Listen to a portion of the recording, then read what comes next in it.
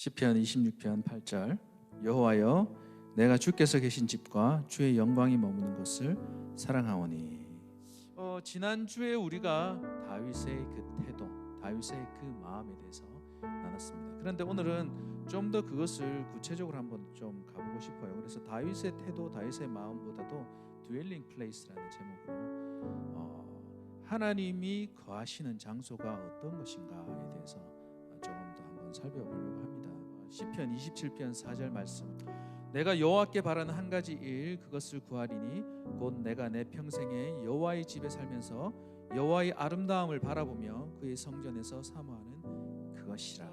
이 마음을 가지고 다윗은 오직 하나님 앞에만 마음을 드렸습니다. 그래서 하나님이 계신 그 전을 향하여서 마음이 고정되어 있었고, 그의 시선은 주님의 그 아름다우신 그 임재하심이 내가 거하는 이 처소를 충만하도록 채우셨으면 좋겠고, 내 삶을 충만하도록 채우셨으면 좋겠습니다. 그래서 다윗은 참된 예배자였습니다. 다윗이 이럴 줄이야 라고 생각할 만큼 실망스러운 그런 모습들도 있었지만, 다윗은 끝까지 하나님 앞에 몸부림치던 사람이었습니다. 그래서 그 다윗이 하나님의 법궤를 예루살렘으로, 주님의 말씀을 따라서 예루살렘으로 옮겨왔지 않습니까?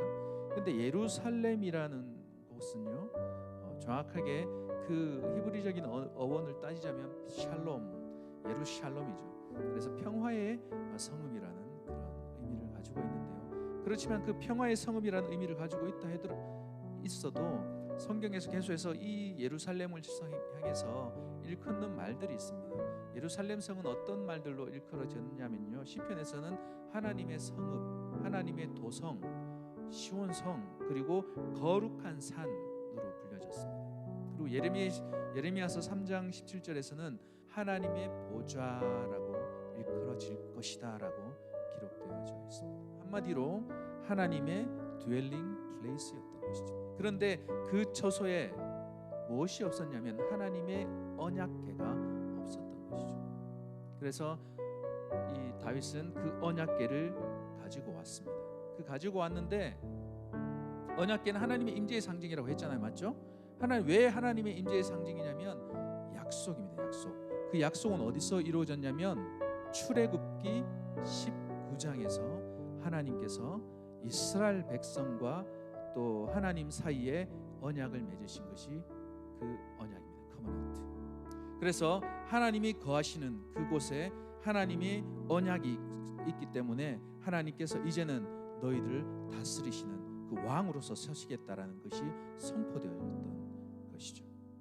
그래서 이 다윗은 이 언약궤를 그 예루살렘으로 모시고 와서 다윗의 장막을 쳤는데, 성경 말씀을 한번 쭉 볼게요. 역대상 23장 5절 제가 읽도록 하겠습니다. 4,000명은 문지기요 4,000명은 그가 여호와께 찬송을 드리기 위하여 만든 악기로 찬송하는 자들이라. 그리고 역대상 25장 7절 제가 계속해서 읽을게요. 그들과 모든 형제 곧 여호와 찬송하기를 배워 익숙한 자의 수요가 288명이라. 역대상 23장과 25장 말씀을 통해서 확인할 수 있는 것은 그 다윗의 장막이 세워지고 다윗이 했던 작업들은 뭐냐면 예배자를 세우는 것이었습니다. 4,000명의 그 악기를 들면서 찬양하는 그 사람들의 그 웅장한 소리, 그리고 정말 그 가운데서 가장 뛰어난 사람이 288명이 있었다 그래요. 그러니까 거의 4,300명이 그 예배 인도자에 의해서 찬양을 드리는 그 장면을 한번 생각해 보십시오. 3,000년 전에 수많은 사람이 그 법궤를 둘러서 밤새도록 하루 종일 계속 하나님을 찬양하고 그 예배자들로 그 하나님의 영광을 두르게 했던 그 다윗의 마음, 얼마나 그 자리가 웅장하고 또 얼마나 많은 그 투자를 다윗이 했었는지. 다윗이 드렸던 그 예배는 오직 하나님께만 집중되었던 예배입니다. 그리고 다윗이 가지고 있었던 모든 자원, 시간, 힘, 그것들이 주님을 예배하는 것에 고정되어 있었다는 사실을 우리는 반드시 알아야 한다는 것이죠. 그냥 그 형식적인 그런 예배가 아니라 모든 것을 동원하고 모든 것을 집중하고 모든 것을, 자신의 모든 것을 주님 앞에 걸고 예배했던 그 다윗의 마음, 특별히 무엇이 집중되어져야 하냐면 우리의 시간이 집중되어져야 합니다. 주님과 함께 거하고 주님을 더 알기 원하고 주님을 더 예배하는 것에 우리가 더 시간을 들여야 한다는 것이죠. 재정과 시간, 여러분들 둘 중에 뭐가 중요하다고 생각하십니까? 하나님께서 뭘 더 귀하게 받으실까요? 시간이죠, 시간. 우리는 얼마만큼의 그런 시간들을 하나님을 위해서 집중하고 있고 하나님을 향해서 드리고 있는지 한번 생각해 봤으면 좋겠습니다. 제가 처음 예수님을 믿고 나서 상당한 박해와 핍박을 받았다라고 제가 간증으로 얘기했지 않습니까? 그런데 그런 핍박과 그런 박해들 속에서도 계속해서 주님 앞에 나가는 그런 훈련을 했던 것 같아요. 왜냐하면 주님 앞에 나가는 것이 너무 좋았습니다. 맞으면서도 맞고도 또 교회 가고 또 맞고도 또 교회 가고 교회 가서 자고 막 했어요.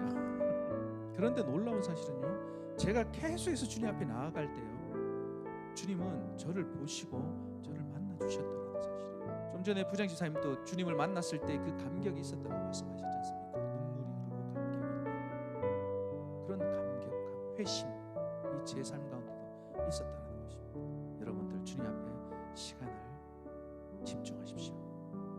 그럼 주님은 반드시 여러분들을 만나 주실 것입니다.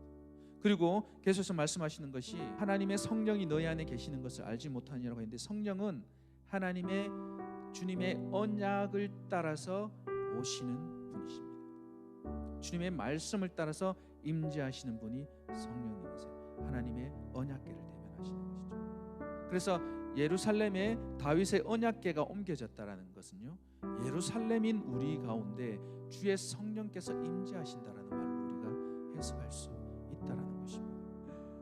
여러분들은 우리는 하나님이 거하시는 거룩한 처소인 것이죠. 하나님의 그 언약을 따라서 주의 성령께서 우리 가운데 임재하시겠다는 것. 그런데 그 임재하시는 그 과정, 그 가운데 우리가 드려져야 할 것이 있다는 것이죠. 그냥 자연스럽게 임하는 것이 아니라, 자연스럽게 그냥 충만케 해주시는 것이 아니라, 우리가 하나님을 향해서 집중할 때, 나의 것을 드리기 시작할 때, 내 시간이 주님 앞에 드려지기 시작할 때, 계속해서 내가 주님의 말씀이 좋아서 묵상을 하게 되고, 계속해서 주님의 전을 사모해서 주님이 거하시는 곳으로 가게 되고, 계속해서 주님과 시간을 보내게 될 때에 약속을 따라서 주의 성령께서 나를 충만케 하시겠다는 그 말씀인 것입니다. 거룩한 성 예루살렘으로서 우리 내면과 우리를 무엇으로 채워야 될까요?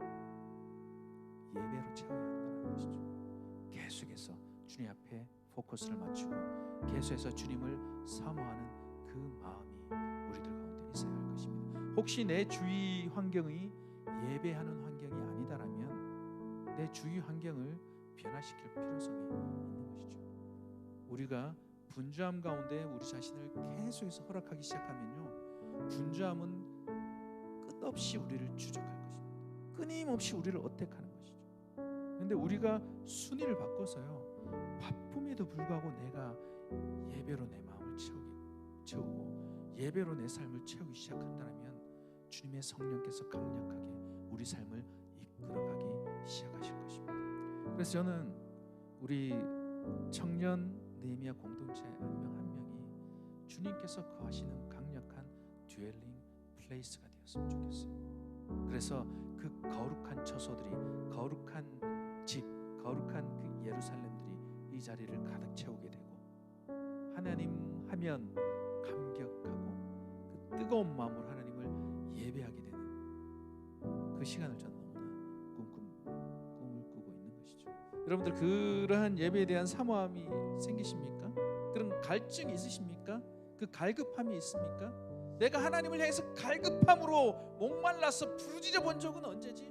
내가 정말 주님이 너무나 좋고 주님이 정말 만나고 싶고 더 알고 싶어서 주님 앞에 머물고 시간을 내어드리고 하나님 앞에 나아갔던 적은 언젠지, 혹시 우리가 까마득하다라면 우리가 결정하십시다. 하나님, 제가 주님이 거하시는 듀얼링 플레이스가 되기 원합니다. 아멘. 내 삶을 예배로 채우겠습니다.